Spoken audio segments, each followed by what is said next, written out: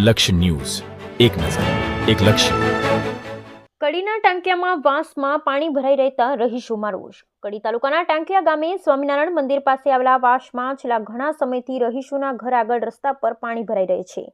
આ ઉપરાંત ચોમાસામાં પણ પાણી ઘરમાં ઘૂસી જતા હોય છે. આ પાણી નિકાલ માટે ઘણીવાર રજૂઆત કરવા છતાં કોઈ ઉકેલ આવતો નથી, જેથી હાલમાં પણ પાણીની લાઈન તૂટી જતા છેલ્લા 15 દિવસથી રહીશોના ઘર આગળ રસ્તાના ખાડામાં પાણી ભરાઈ જતા રોગચાળાની ભીતિ સેવાઈ રહી છે, જેથી રહીશોમાં રોષ જોવા મળ્યો હતો. રહીશો દ્વારા પાણી નિકાલની કોઈ વ્યવસ્થા કરવામાં આવે તેવી માંગ કરી હતી. Bureau report Kanaiyalal Patel. ભાવસીમનજી ગામ ટાંકિયા રહેવાસી. છેલ્લા 1 વર્ષથી આ પાણીનો નિકાલ ગ્રામ પંચાયત કરતી નહીં અને નાના બાળકો અને વૃદ્ધોને મચ્છરજન્ય રોગચાળો ફાટી નીકળવાની તૈયારીઓમાં કોઈ એનો નિર્ણય આવતો નહીં.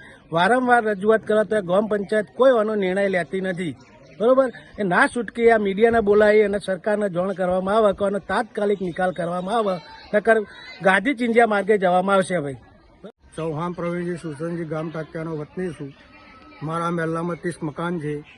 મકાનના પાણીનું સોલ્યુશન એટલું બધું ખરાબ છે કે પંચાયત નથી એનું કોઈ સોલ્યુશન લાવતી અને વારંવાર પાણી ભરાઈ જવાની સમસ્યા રહે છે. તો આનો તાત્કાલિક નિકાલ લાવવા અમે આ પ્રયત્ન કર્યા છે.